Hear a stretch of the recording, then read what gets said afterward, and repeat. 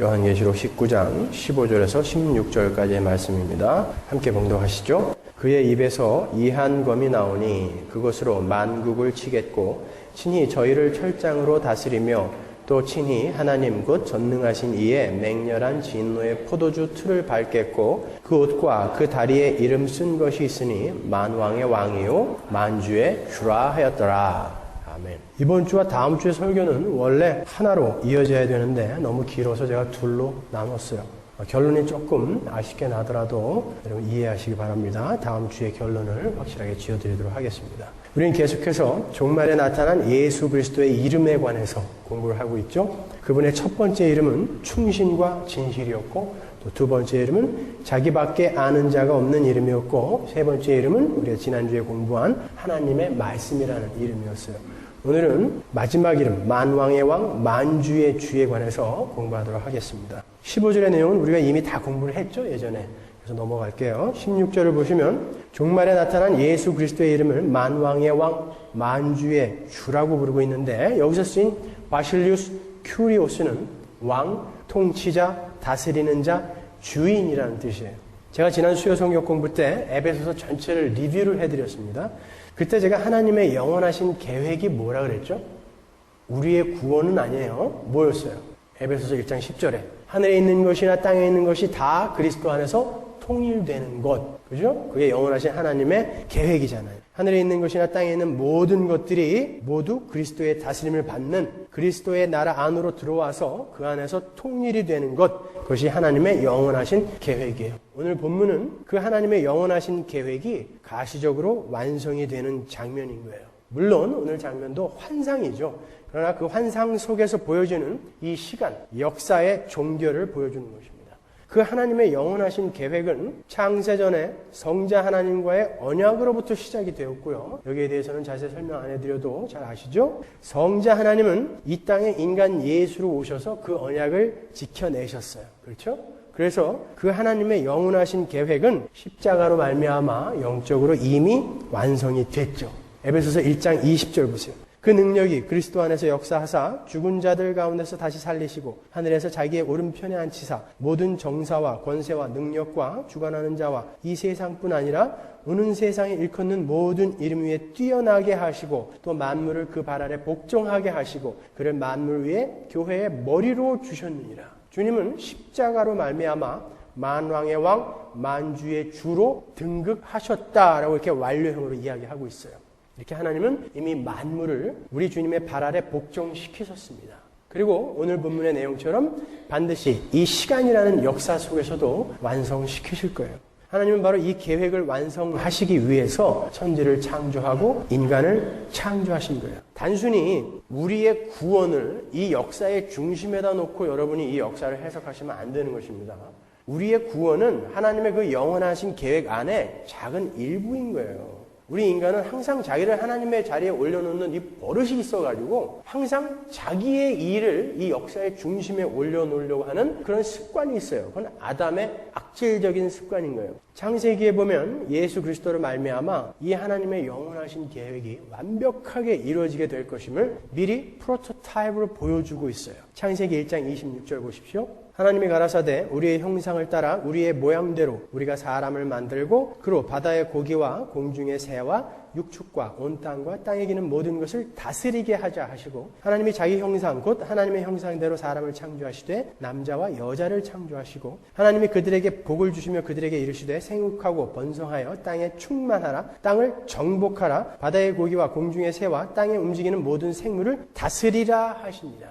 눈치 빠르신 분들은 제가 강조해서 읽은 부분들을 여러분이 딱 들으시고 제가 지금 어떤 의미로 이 구절을 읽어드렸는지 금방 눈치를 채셨을 거예요. 우리가 이 창세기 1장 28절을 단순히 우리 인간들에게 주신 문화 명령이라고만 알고 있는데 그래서 화란의 개혁주의자인 아브라함 카이퍼나 헤르만 도에베르트가 이 명령을 근거 삼아서 우리 그리스도인들은 문화의 다양한 영역으로 뛰어들어서 세상의 왜곡된 문화를 개혁하고 기독교적인 대안을 제시해야 한다고 주장했고 또 그렇게 살다가 갔죠. 그래서 아브라함 카이퍼는 정당까지 만들어서 네덜란드의 수상까지 되지 않았습니까? 그게 나쁜 삶이 아닙니다, 여러분. 그러나 제가 왜 가끔 그런 아브라함 카이퍼 그리고 또 프란시스 셰퍼 같은 사람들을 그들의 그 신앙관에 대해서 조금 우려를 표명하냐면은 우리가 그렇게 세상의 문화 속으로 뛰어들어서 기독교적인 대안을 제시하는 것이 그렇게 해서 문화가 개혁될 것이다. 세상이 바뀔 것이다. 그리스도의 푸른 계절이 올 것이다 라는 것을 목적으로 삼아서 그렇게 하면 안 된다는 거죠. 우리가 세상에 나가서 그 문화를 공박하고 그 문화에다가 기독교적인 대안을 제시한다고 해서 세상이 변할 수가 없어요. 그건 하나님만이 하시는 거거든요. 그러면 우리는 뭘 하는 거냐? 그냥 그 십자가를 들고 세상을, 그 세상의 죄를 그냥 가서 공박하는 거예요. 이게 죄야. 이거 틀린 거야. 라고 십자가로 계속해서 그냥 공박하는 거예요. 그들은 그걸로 그냥 정죄를 받는 것이고요.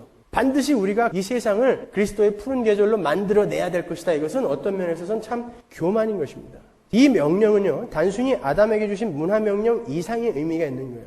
이 구절은 진정한 하나님의 형상인 예수 그리스도 안에서 종국에 이루어질 하나님의 나라를 미리 예표하고 있는 거예요. 여기서 등장하는 이 하나님의 계획은 인간의 죄로 말미암아 무산이 됐죠. 생육하고 번성하고 다스려라, 정복해라 라고 한 이 명령은, 이 계획은 인간의 불순종으로 말미암아 무산이 되어버렸어요. 그러나 여자의 후손 예수 그리스도로 말미암아 이 창세기 1장 28절의 명령이 어떻게 완성될 것인가를 보여주는 게 성경 전체의 내용인 거예요. 그러니까 에베소서 1장 10절에 하나님의 그 영원하신 계획은 이미 창세기 1장 28절에서 프로토타입으로 나타난 거예요. 하나님의 영원하신 계획이 뭐라고 그랬어요? 모든 만물이 예수 그리스도 안에서 통일되는 것, 그의 다스림을 받게 되는 게 하나님의 영원한 계획이었단 말이죠. 근데 창세기 1장 28절에서 아담에게 하나님이 그 명령을 하신다고요. 근데 아담이 불순종으로 말미암아 그 명령이 무산돼 버렸어요. 그래서 하나님은 여자의 후손을 세워서 그 명령을 예수 안에서 이루어내시는 그 전체 이야기가 구속사이고 성경의 이야기인 것입니다, 여러분. 창세기 1장부터 계시록까지 전체의 내용은 전부 예수와 우리의 구원, 구속사의 이야기밖에 없는 거예요. 창세기 3장 15절 보십시오. 내가 너로 여자와 원수가 되게 하고 너의 후손도 여자의 후손과 원수가 되게 하리니 여자의 후손은 내 머리를 상하게 할 것이요 너는 그의 발꿈치를 상하게 할 것이니라 하시고, 여기 보시면 하나님은 이미 죄라는 매개체로 하나가 되어버린 여자와 뱀을 원수로 만들어 버리시겠다라고 공언을 하세요. 그 말은 둘 중에 하나는 그 여자의 후손을 통해서 내 편으로 만드시겠다라는 복된 은혜 언약인 거예요. 너희들을 근거하지 않고 그 여자의 후손으로 말미암아 니네 둘 중에 하나는 내 편으로 만들 거야라는 은혜 언약인 거예요. 그러니까 여러분이 이 창세기 1장 28절과 그리고 그 다음에 나오는 아담과 하와의 타락과 또 지금 읽으신 창세기 3장 15절을 잘 연결해 보세요.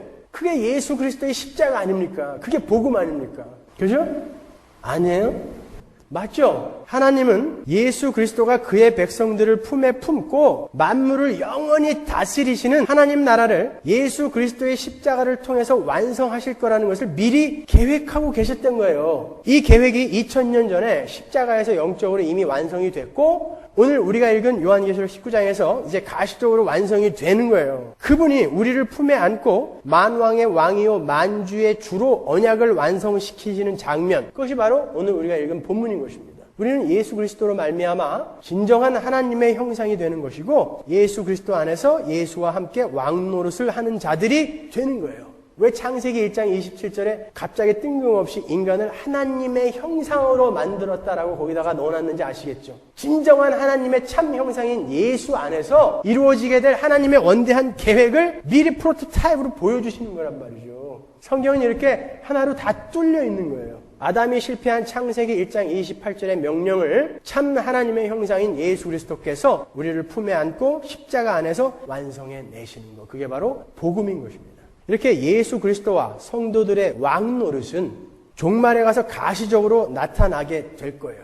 우리는 이제 정복하고 다스리는 자로 서게 될 거란 말이죠. 예수 안에서. 그런데 중요한 건 성경은 지금도 우리가 그 예수 그리스도의 나라에 이미 들어와 있으며 우리는 이 역사와 시간 속에서, 이 물질 세계 속에서 이미 그 왕노릇을 하고 있어야 함을 누차 반복해서 강조하고 있습니다.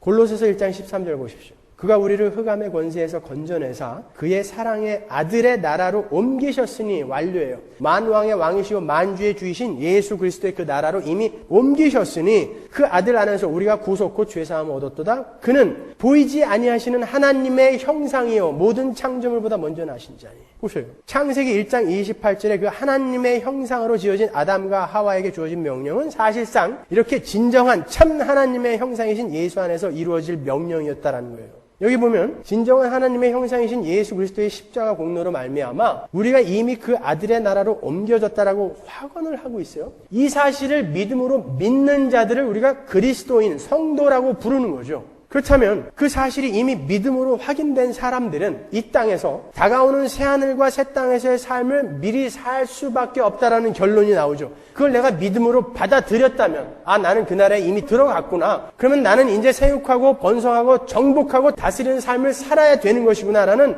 그런 결론이 나오지 않습니까? 믿음으로 내가 그걸 받아들였다면 이미 나라가 옮겨졌으니까. 그런데 하나님 나라에서 왕 노릇은 제가 누차 설명해 드렸듯이 내가 어떤 존재 위에 군림하는 이 땅의 아담들이 만들어 놓은 왕의 개념과 완전히 반대의 개념이라고 했습니다. 그렇죠? 어떤 것이 하늘의 왕 노릇이었죠?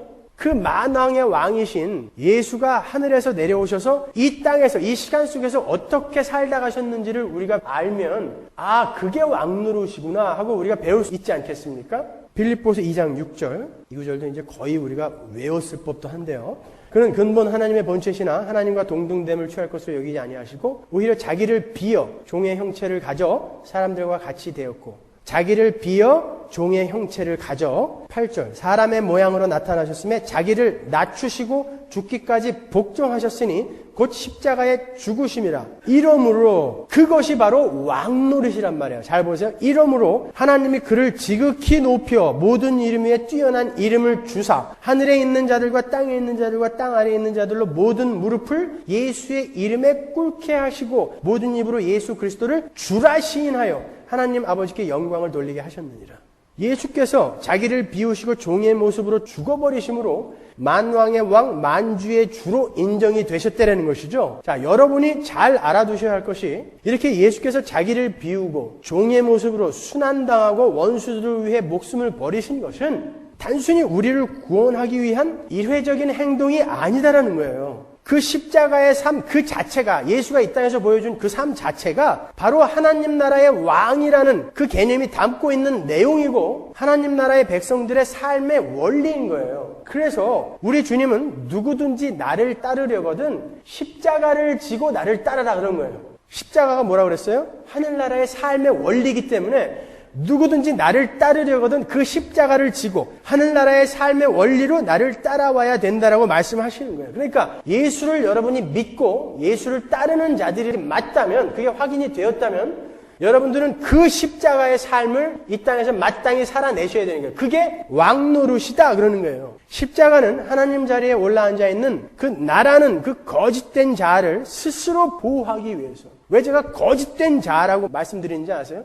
여러분이 죄인이었을 때 내 자라고 생각했던 그리고 지금 여러분이 갖고 있는 그 옛 몸뚱아리 육신 그건 자아가 아니에요. 대학교라는 개념이 우리에게 있지만 가보면 대학은 없고 대학교 교수, 대학교 건물, 캠퍼스, 학생 이런 것은 있잖아요. 그런 것으로 우리가 대학교를 추론해서 개념으로 갖고 있는 것처럼 자아는 자기가 만들어낸 상상의 존재라고요. 자아라는 것은 예수를 만났을 때 비로소 탄생되는 거예요. 나중에 제가 시간을 내서 그건 자세히 좀 설명을 해드릴게요. 그런 거짓된 자아, 그것을 스스로 보호하기 위해서 나 이외의 다른 이들을 공격하고 통제했던 그 육적인 나를 해체시키고 십자가는요. 그 육적인 나를 해체시키고 다른 이들을 위해서 내가 희생하여 그 상대방을 살려내고 그 상대방의 유익을 위한 삶을 살게 만드는 하늘나라의 삶의 원리를 담고 있는 게 바로 십자가인 거예요. 그건 일회적인 사건이 아닌 것입니다, 여러분. 그 십자가의 삶은 세상에서 볼 땐 왕의 삶이 아니에요, 사실은.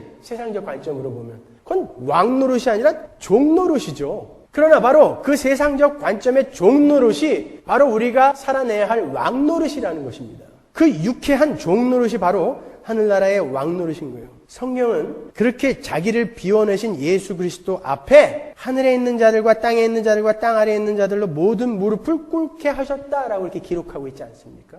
그게 왕 노릇인 거예요. 요한복음 13장으로 가면 하늘의 왕께서 이 땅에서 어떻게 왕 노릇을 하다가 가셨는지를 그림으로 잘 그려놨어요. 13장 4절로 가보세요. 저녁 잡수시던 자리에서 일어나 겉옷을 벗고 수건을 가져다가 허리에 두르시고, 이 모습이 바로 히브리 종의 모습이거든요. 이런 일은 노예의 일 중에서도 아주 치욕적인 일이었기 때문에 같은 히브리 노예들에게는 이 일을 시키지 않았어요. 발 닦는 일은 같은 히브리 노예들에게는 시키지 않았다니까요. 너무 치욕적인 일이라.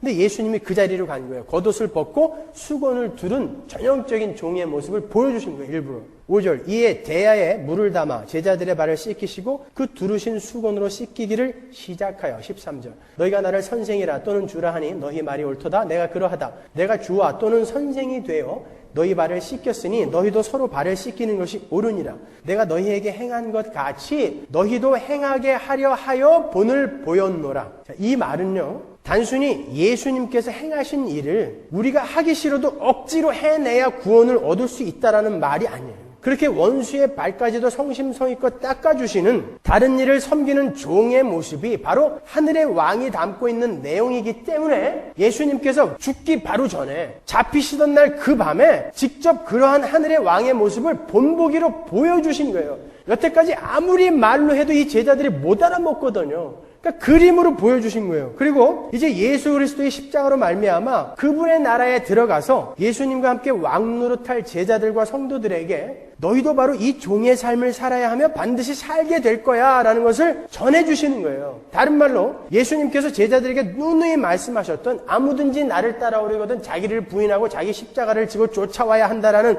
그 말씀을 실제 그림으로 보여주신 것이 원수의 발, 거기에 유다도 있었거든요. 그 유다의 발까지 닦아주시는 모습으로, 그림으로 이렇게 보여주시는 거예요. 이렇게 십자가는 곧 자기 부인인 거예요. 자기가 해체돼 버리는 거예요. 내가 없어져 버리는 거예요. 자꾸 내가 죽는 것입니다. 내가 낮아져서 다른 이들이 유익을 보는 거예요. 그것이 바로 만왕의 왕, 만주의 주 예수 그리스도의 나라의 왕노릇인 것입니다, 여러분. 그것을 이해한 사도들이 그 주님의 말씀대로 다른 이들을 섬기는 종으로서의 삶을 열심히 살아내다가 갔습니다. 그들은 예수 그리스도의 그 십자가의 내용을 자신들의 삶으로 살아냈어요. 고린도후서 4장 5절 보십시오. 우리가 우리를 전파하는 것이 아니라 오직 그리스도 예수의 주 되신 것과 주인 되신 것과 또 예수를 위하여 우리가 너희의 종된 것을 전파함이라. 그렇죠? 이렇게 예수께서 나의 주인, 나의 주님이라고 고백을 한다라는 말은 곧 그 예수를 위해서 내가 다른 이들의 종이 된다라는 거예요. 다른 이들의 성장과 다른 이들의 유익을 위해 내가 섬김의 자리로 내려간다는 거. 그게 바로 기독교인 것입니다, 여러분. 그게 기독교인 거예요. 절대 높은 고지에 올라가는 거, 이게 기독교 아닌 거예요. 십자가는 이기심, 자기보호, 통제 성향, 이런 죄를 공박하면서 다가와가지고 그 자아를 완전히 해체시켜서 예수 그리스도의 노예로 만들어내는 게 십자가라니까요. 십자가는 여러분을 향해 공박해온다니까요. 예수 그리스도는 백마를 타고 칼을 들고 여러분을 향해 공박해 들어오는 거예요. 그리고 여러분의 그 거짓자, 옛자아를 분해해버리시는 거예요. 해체시켜버리시는 것입니다. 그게 십자가인 거예요. 그게 기독교인 것입니다. 성도라는 사람들은 이 땅에서 종이 되는 연습, 종이 되는 훈련을 하다가 가는 거예요. 예수의 종, 내 이웃을 섬기는 내 이웃의 종. 종이 뭐예요? 종. 나의 생각, 나의 주장, 이런 것들을 다 꺾고 주인의 말에 전적으로 순종하는 게 바로 종 아닙니까? 우리는 이 땅에서 지속적으로 자신을 죽이고 내 의견을 죽이고 내 소원을 죽이고 하나님의 말씀에 순종하는 자가 되는 연습을 하는 거예요. 그래서 여러분의 그 많은 기도들이 응답이 잘 안 되는 것입니다, 여러분. 기독교는 너희들의 소원이 들어지는 것이 아니라 내 뜻이 너희들의 삶 속에서 이루어지는 것이다라는 것을 보여주는 거예요. 그래서 여러분이 그렇게 애타게 매달리는데 하나님이 응답 안 해주시는 것입니다. 로마서 1장 1절 보세요. 예수 그리스도의 종 바울은, 빌립보서 1장 1절, 그리스도 예수의 종 바울과 디모데는, 야고보서 1장 1절, 하나님과 주 예수 그리스도의 종 야고보는, 유다서 1장 1절, 예수 그리스도의 종이요 야고보의 형제인 유다는. 보세요. 모든 사도들이 전부 자신을 예수 그리스도의 종이라고 불러요. 둘로스 예수 그리스도. 이 땅에서 나의 주장, 나의 고집, 나의 힘이 다 사라져버리는 거예요. 내 자아가 죽고 새로운 자아, 예수에게 다스림을 받는 예수의 말씀에 순종하는 하늘나라의 삶의 원리에 순종하는 그 새로운 피조물이 드러나게 되는 것이 바로 신앙인들의 삶인 거예요. 우리는 이 시간 속에서 그 훈련을 육신을 입고 받아내는 거예요. 사도 바울이 아시아에서 열심히 복음을 전하고 있었는데 야 글로 가지 마 막았다고요. 아니 여기 일로 가면은 많은 사람들한테 전할 수 있을 것 같은데 아니야 가지 마. 그러면 안 가는 거예요. 유럽으로 가. 그러면 글로 가는 거예요. 왜 꼭 글로 가야 돼요? 이게 아니라 하나님 제가 가고 싶은 곳은 여기인데 따지는 게 아니라 종이니까 가지 마. 그러니까 막으니까 안 가는 것입니다, 여러분. 고대 시대의 노예들은 모두 전쟁에서 패한 나라의 백성이나 귀족들, 왕족들이었어요. 그렇게 귀하게 살던 사람들을 노예로 만들기 위해서는 상당한 시간과 노력이 필요했다고요. 자기 나라에서 살던 습관, 성격, 자유민의 정신 이런 것들을 박살내버리는데 상당한 시간이 필요했어요. 고운 손, 치렁치렁한 머리, 어여쁜 화장, 사치, 허영, 풍성한 식사 이런 것들은 노예에게 안 어울리는 거잖아요. 그러나 이 귀족들, 이 왕족들은 거기에 아주 익숙해져 있었단 말이에요. 그러니까 이걸 끊어내야 돼. 노예로 만들기 위해선. 그래서 고대 시대에는 그렇게 전문적으로 노예를 길들이는 사람들이 있었는데 그들이 바로 둘라고게오예요. 그 똑같은 단어가 고린도 전서에 나옵니다. 고린도 전서 9장 27절 보세요. 내가 내 몸을 쳐 복종하게 함은 내가 남에게 전파한 후에 자기가 도리어 버림이 될까 두려워함이로다. 여기서 쳐서 복종하게 하다 이 단어가 바로 둘라고게오인 거예요. 그러니까 우리는 이 땅에서 예수 그리스도의 종이 되기 위해 그 둘라고게오를 통과하는 거예요. 쳐서 복종시키는 그 둘라고게오를 통과하는 거예요. 그래서 진정한 예수 그리스도의 노예, 종이 되는 거예요. 그게 바로 신앙 생활인 것입니다, 여러분. 그게 하나님과의 관계가 화목으로 회복된 자들의 삶인 거예요. 죄가 뭡니까? 하나님을 왕의 자리에서 내려놓고 아담이 자기가 그 위에 올라간 게 죄라고요. 그러니까 그 하나님과 원수된 관계에서 회복된 자들은 자기가 이제 거기에 내려와서 하나님을 그 자리에 올려놓고 나는 하나님 말 이제 잘 듣겠습니다. 나는 이제 선악과 안 따먹는 자로 살겠습니다. 이게 그리스도인의 삶인 것입니다. 우리가 그걸 훈련하고 가는 거예요, 이 땅에서. 내가 나의 훈련 고관이 되고 내가 나를 둘라고게오로 자꾸 집어넣어서 자기를 죽이는 삶, 그리고 하나님께서 사람들과 환경을 통해서 나를 자꾸 죽여가는 그 둘라고게오에 순종하는 거예요. 아, 그래야 또 내 자아가 죽겠구나. 거기에 순종하면서 사는 삶이 노예화되어가는 그 삶이 바로 신앙생활인 거예요. 그게 기독교인 것입니다. 그러니까 여러분이 부자가 되거나 가난하게 되는 거, 병에 걸리거나 병이 낫는 거, 유명해지거나 별 볼 일 없는 사람으로 살아가는 거, 이런 건 신앙생활과 전혀 함수관계가 없는 거예요. 아시겠습니까? 그건 신앙생활과 전혀 함수관계가 없는 거예요. 그런 것들로 여러분들이 신앙의 경중을 재시면 안 되는 것입니다. 여러분의 신앙생활의 열매는 여러분의 육이, 그 거짓 자아가 얼마나 죽었느냐로 나타나는 거예요. 여러분이 얼마나 섬기는 종의 모습으로 변했는가가 바로 성령의 열매인 거예요. 사랑과 화평과 온유와 절제와 자비와 양성과 충성, 이게 다 뭡니까? 우리 그리스도인의 삶에 맺히는 성령의 열매인데 이게 다 뭐예요? 사랑, 온유, 화평, 인내, 뭐예요 이거? 남을 섬기고 하나님을 섬기는데 필요한 것들이라니까요. 종에게 필요한 것들인 거예요, 이게요. 그리스도인들에게 나타나는 게 능력, 신유, 기적 이거 아니라니까요. 사랑, 온유, 화평, 겸손이라고요. 이건 남을 섬기기 위해 필요한 것들이란 말이에요. 사도 바울은 자기 입으로 자기 안에서는 그러한 열매가 분명히 나타났다라고 수차례 언급을 하고 있어요. 갈라디아서 6장 17절 보세요. 이후로는 누구든지 나를 괴롭게 말라. 내가 내 몸에 예수의 흔적을 가졌노라. 여기서 예수의 흔적이라고 번역이 된 헬라어 원문은 스티그마타 투 큐리오 예수예요. 나의 주인이신 예수 그리스도의 흔적이라는 뜻이에요. 로마 시대 이전, 그러니까 헬라나 그 이전의 폴리스 시대 때는요, 노예들의 인권이 상당히 보장이 되었었어요. 헬라 시대가 인간들의 인권이 가장 보장이 되었던 때예요. 그때는 신화도, 신들도 사람처럼 묘사를 하지 않습니까? 사람이 최고였단 말이에요. 그때는 이 노예들의 인권도 상당히 보장이 되었었다고요. 여러분이 노예 그러면 무조건 무슨 사탕수수밭이나 목화밭에서 죽어라고 일을 하는 쿤타킨테만 떠올려서 그런데 당시 고대 시대의 노예는 그런 육체적인 노동을 하는 사람들뿐만이 아니라 음악하는 사람들, 미술하는 사람들, 연극인, 이런 예술하는 사람들과 의사, 상담가, 가정교사 이런 사람들이 전부 노예였어요. 귀족들은 목욕탕에서 목욕이나 하고 신학을 풀면서 놀았다고요. 나머지는 전부 노예였어요. 로마의 노예가 85%였어요. 로마 인구 중에. 그런데 얼마나 그 인권을 존중해 주었는가 하면 당시 헬라의 어떤 주인이, 노예를 부리는 어떤 주인이 쓴 일기에 이런 대목이 있어요. 요즘 우리 집 노예들이 너무 말을 듣지 않는다. 밭을 좀 가르라고 매일같이 잔소리를 해도 전혀 듣지를 않는다. 어제도 나 혼자 밭을 갈았다. 오늘도 우리 노예들은 놀고 나 혼자 밭 갈러 나간다. 얼마나 속이 터졌겠어요, 여러분. 그런데 로마 시대로 접어들면서 강력한 중앙 집권 체제가 확립이 되고 노예는 그 막강한 제국을 떠받치는 중요한 노동력이 되었기 때문에 노예들을 귀족들과 확실하게 구분을 시켜버렸어요.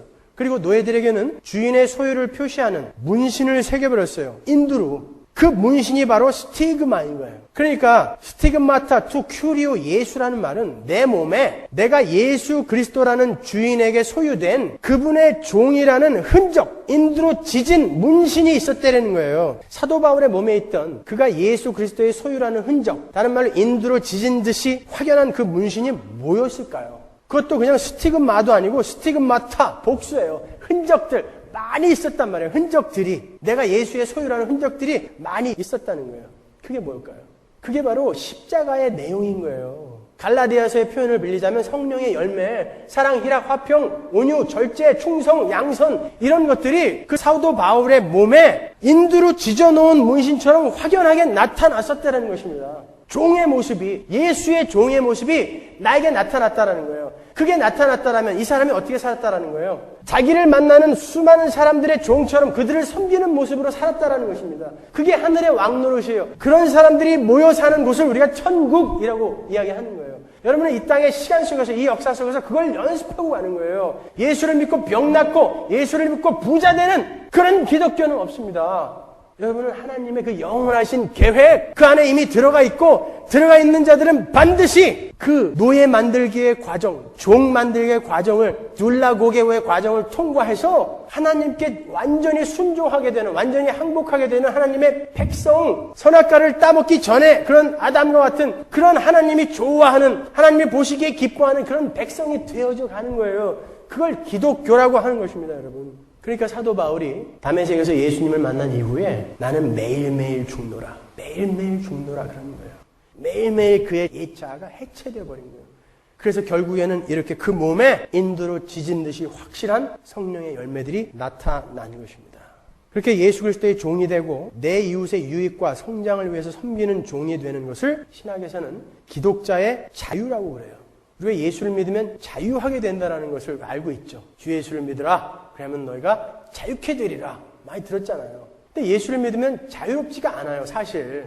더 속박이 되는 것 같지 않아요? 하지 말아야 할 거, 할 것들이 너무 많으니까. 그럼 이 기독자의 자유라는 게 뭔가요? 우리가 예수 그리스도의 십자가로 말미암아 자유를 얻었다는 것은 그동안 내가 하고 싶은 대로 다 하면서 살았던, 내가 하고 싶은 대로 다 하면서 살았던 그 삶을 멈추고, 전에는 마귀의 손아귀에 있었기 때문에 내가 진심으로 나 이외의 존재, 즉 하나님과 내 이웃을 위해 살 수 없는 존재였는데, 이제는 예수 그리스도로 말미암아 새 사람이 되어서 자유롭게 나 이외의 존재를 섬기며 그들의 유익을 위해서 살 수 있는 존재가 되었다라는 게 기독자의 자유인 거예요. Able not to sin. 글로 갔다는 거예요, 우리가 이제. 그게 기독자의 자유인 거예요. 우리는 이제 자유롭게 남을 사랑하고 자유롭게 남을 섬길 수 있는 자가 되었다. 이것이 바로 기독자의 자유인 것입니다. 근데 예수님은 분명히 내가 너희들을 자유케 하리라 라고 공언하고 가셨는데, 왜 그 자유를, 그 섬김과 사랑의 자유를 발휘하는 자들이 없냐 말이에요, 이 땅에. 오늘날의 기독교는 오히려 이 육적인 나를 펄펄 뛰며 살아나게 만들어주는 이상한 잡교가 되어버렸어요. 온통 나뿐이요. 나의 구원, 나의 행복, 나의 감격, 나의 부유함, 나의 유명세, 내 병의 치유. 여기 어디 아무 대가 없이 나를 죽여서 다른 이의 유익을 추구하는 종의 모습과 섬김의 모습이 어디 있습니까? 온통 나지. 나. 아니라니까요. 기독교는 내가 해체되고 내가 자꾸 없어져 버리는 거예요. 불교에서 말하는 몰아와 무아와는 완전히 다른 의미의 옛 자아인 내가 죽고 이제 새로운 자아가 확 올라와 버리는 거. 교회는 바로 그 기독자의 자유를 훈련하고 연습하는 곳이에요. 그래서 여러분이 이렇게 모이는 거예요. 그거 없으면 여러분 이렇게 모일 필요도 없습니다. 하나님께서는 교회 안에서 내가 옛 자아의 성품으로는 도저히 용서할 수 없는 사람, 도저히 사랑할 수 없는 사람, 도저히 용납할 수 없는 사람과 사건, 이런 것들을 경험케 하시면서 나를 훈련시키는 거예요. 진짜 종을 만들어내는 거예요. 종이 뭡니까? 용납하지 못하고 사랑하지 못하고 용서하지 못해도 주인이 시키는 그대로 하는 게 종 아닙니까? 그 진짜 종으로 만들어내는 거라니까요. 이 안에서. 그래서 교회 안에 이렇게 왼수들이 많은 거예요. 교회는 내 마음에 맞는 사람들끼리 모여서 매일 잔치하는 곳이 아니에요. 내 마음에 맞는 사람들끼리 모여서 밥 먹고 내 마음에 맞는 사람들끼리 모여서 공부하고 그런 곳이 아닙니다, 여러분. 오히려 내 마음에 맞지 않는 사람들과 부딪혀내는 거예요. 그리고 그 아래로 들어가 버리는 것입니다. 그걸 훈련하는 거예요. 그게 둘라고개요. 나를 쳐서 복종하는 거라니까요. 그 과정을 통과하지 않는 사람은 못 들어가는 거예요. 노예가 안 된 사람, 예수의 종이 안 된 사람은 못 들어가는 거예요. 왜? 그 나라에는 그게 삶의 원리이기 때문에. 미국의 제2차 영적 대각성 운동 때 아주 훌륭한 설교자였던 제임스 브라운 목사님은요, 차타가 공연하는 알코올 중독자였어요. 얼마나 술을 많이 마셨는지 젊은 나이에 대소변을 못 가리는 그런 처지까지 되었다고 그래요. 자기 자신도 그렇게 망가진 자신의 모습을 보는 것이 너무 고통스러워서 어느 날 자살을 결심했다고 합니다. 그날도 어김없이 술에 몹시 취해서 자살할 장소를 물색하던 중에 어떤 교회 앞을 지나가게 되었다고 해요. 마침 문이 열려있고 몇 사람이 옹기종기 앉아서 찬송을 하고 있었다고 합니다. 이 술주정뱅이가 너무 힘들어서 그 교회에 들어가서 잠깐 쉬다 갈 양으로 그 교회에 들어가서 뒷자리에 가서 앉았대요. 그분은 오랜 세월 대소변도 못 가리고 거리에서 불황자로 살았기 때문에 몸에선 아주 고약한 악취까지 풍기고 있었고요. 거기다가 지독한 술 냄새까지 뱉어내고 있었기 때문에 이내 그 작은 예배당이 그 사람의 악취로 가득 차게 되었다 그래요. 그런데 그분 곁에 앉아 있었던 어떤 남자분이 그 사람의 손을 꼭 잡아주었답니다. 예배가 끝날 때까지 그 손을 놓지 않고 그 손을 꼭 잡고 있더래요. 그 남자분은 그 악취가 풍기는 술주정뱅이의 손을 붙들고 찬송을 하고 기도를 하고 말씀을 듣더라는 것이죠. 예배가 끝나자 강대상에서 설교를 하던 목사님이 내려와서 그 악취나는 술주정뱅이를 꼭 안아주었다 그래요.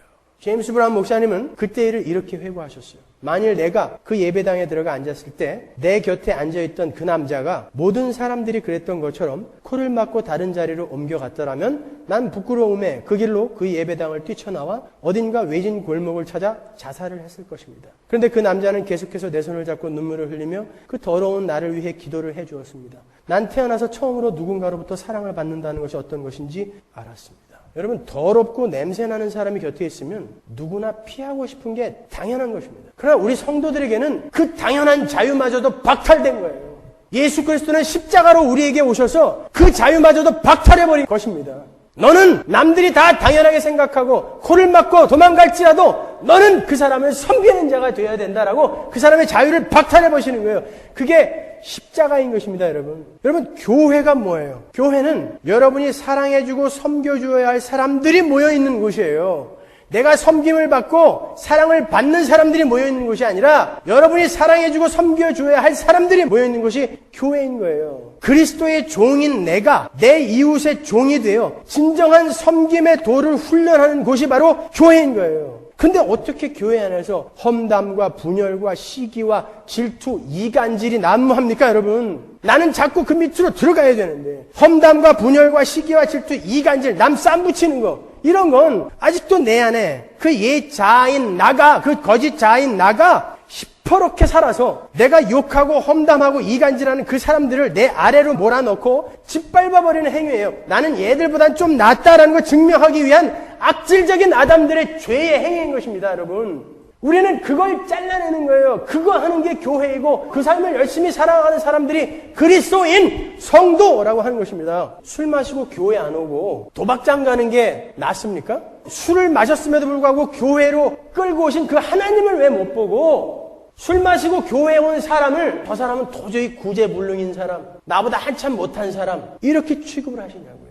제가 옛날에 대학 시절에 제가 청년부 회장이었어요. 그때 얼마나 술을 많이 마시고 다녔는지 제가 제일 많이 마신 기록이 소주 16병. 경희대학교에서 술을 제일 잘 마신다는 사람이 저하고 대결을 하러 왔어요. 그 자리에 앉아서 16병 딱 먹고 일어났다고요. 제가 어느 정도 술을 마시면 기분이 거나하게 좋아지면 항상 불렀던 노래가 허리케인 박이라는 노래예요. 오랜만에 만난 그녀 떡볶이를 너무 좋아해. 우리 조재건 집사님이 그 노래를 너무 잘하신다고 그래서 제가 무지 반가웠어요. 그 웬만큼 놀아서는 거기까지 모르거든요. 그걸 아신다고 해서 참 괜찮은 분이다 제가 생각했습니다. 근데 제가 술을 마시면요 꼭 그렇게 교회가 가고 싶었어요. 너무 힘들고 너무 외로워서 너무 사는 게 고통스러워서 꼭 교회에 가고 싶었어요. 근데 교회 문 안에는 들어가지 못하고 그때는 제가 작은 교회 다녔으니까 문을 다 열어놨다고요. 들어가서 아버지 앞에서 엉엉 울고 싶은데 못 들어가겠더라고요. 술 먹고 들어가는 게 참아. 근데 어느 날 진짜 어느 정도 건하게 이렇게 취한 다음에 교회를 들어갔어요. 너무 교회가 가고 싶어서요. 그리고 거기서 엉엉 울었어요. 너무 힘들고 너무 외롭고 너무 고통스러워서. 그리고 예수 믿는다는 게 참 힘들어서 막 울었어요. 근데 사찰 집사가 와가지고 술 먹고 교회 와서 운다고 지랄을 떠는 바람에 제가 그 교회를 나왔다니까요.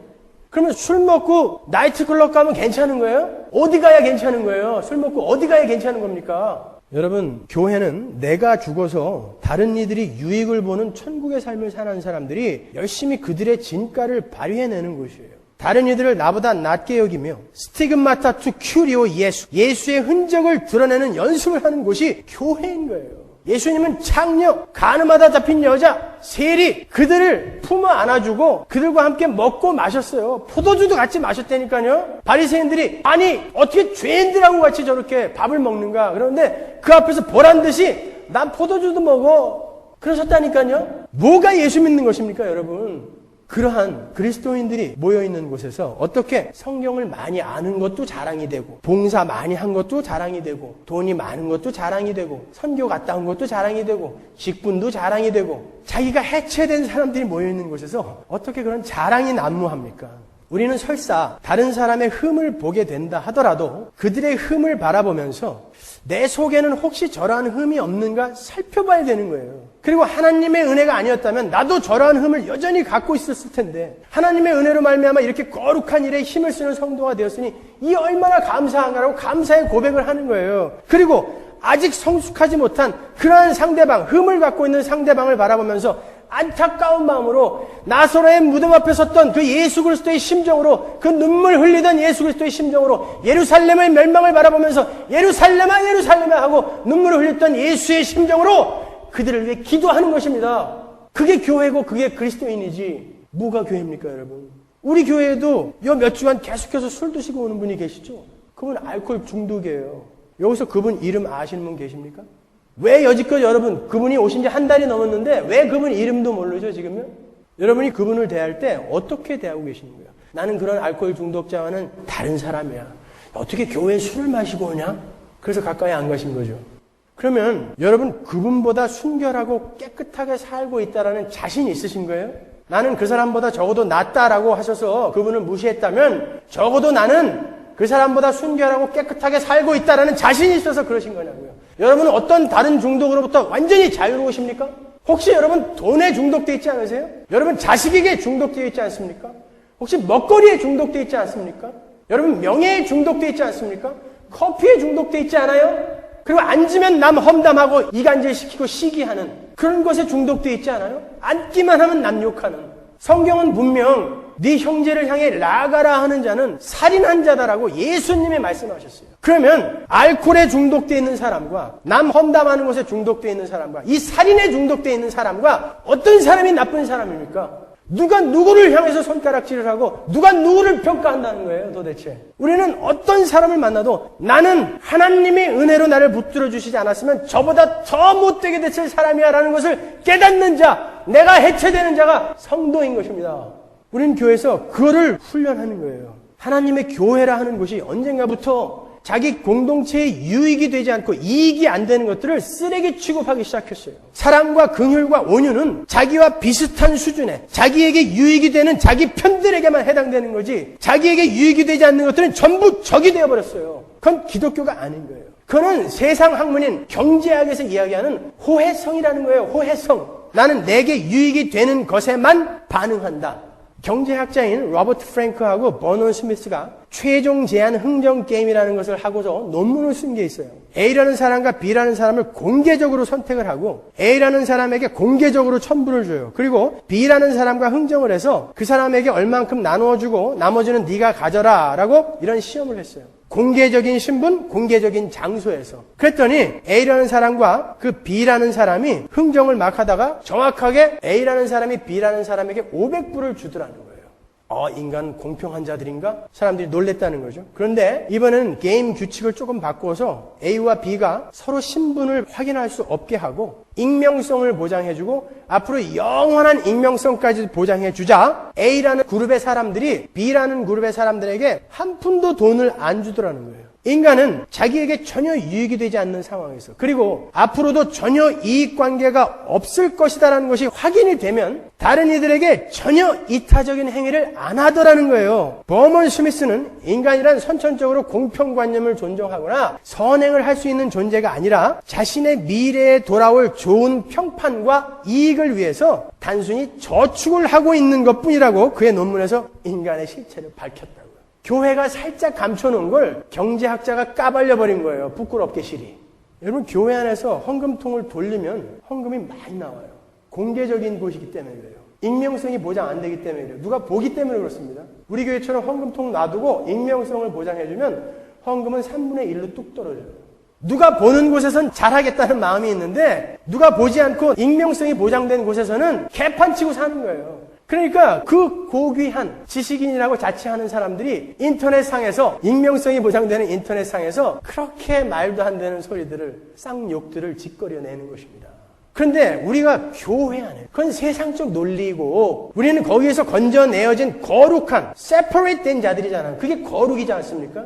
근데 여전히 그 호혜성의 논리를 가지고서 사람들을 대하고 교회 생활을 한다면 나에게 유익이 되지 않는 자는 관심도 없고 나가든 말든 저거는 와서 밥이나 축내는 거지 저거 와서 우리 교회 아무도 오면 안 돼. 이렇게 사람들을 평가해 버린다면 우리가 세상과 다른 점이 뭐냐 말이에요 도대체. 여러분은 그리스도인들이에요. 나에게 유익이 되면 삼키고 나에게 유익이 되지 않으면 뱉어버리는 그런 세상 사람들하고는 달라야 하는 사람들입니다.